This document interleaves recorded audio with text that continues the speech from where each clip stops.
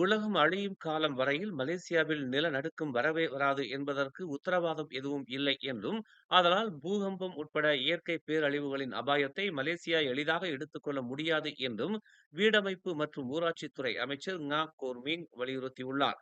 ஜோகூரின் சிகாமாட்டை கடந்த ஞாயிற்றுக்கிழமை தொடங்கி நேற்று வெள்ளிக்கிழமை வரையில் மிதமான நிலநடுக்கங்கள் உலுக்கியிருப்பதை தொடர்ந்து அவர் இந்த வலியுறுத்தலை முன்வைத்துள்ளார்.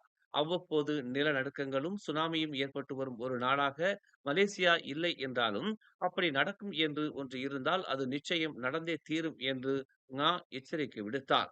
உலகம் அழியும் காலம் வரையில் நிலநடுக்கத்தினால் மலேசியா பாதிக்கப்படாது என்று நாம் கருதிவிட முடியாது என்றும், உண்மை இதுதான் என்றும், அதாவது பூமி பந்து சுழன்று கொண்டிருப்பதாகவும் அவர் சுட்டிக்காட்டினார்.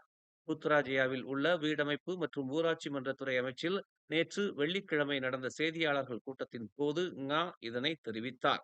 நாட்டில் நிகழக்கூடிய சாத்தியமான இயற்கை பேரிடர்களுக்கு எதிராக மக்கள் விழிப்புணர்வுடன் இருப்பதோடு அதை எதிர்கொள்ள தயார் நிலையிலும் இருக்க வேண்டும் என்று நாட்டு மக்களை அவர் கேட்டுக்கொண்டார். மேலும் செய்திகளை தெரிந்து கொள்ள தமிழ் மலர் நாளிதழை பாருங்கள்.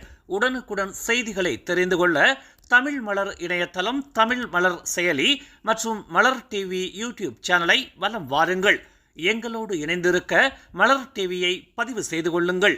உறவுகள் மகிழ்ந்திட விருப்பம் மற்றும் பகிர்வு சேவையை சொடுக்கிடுங்கள்.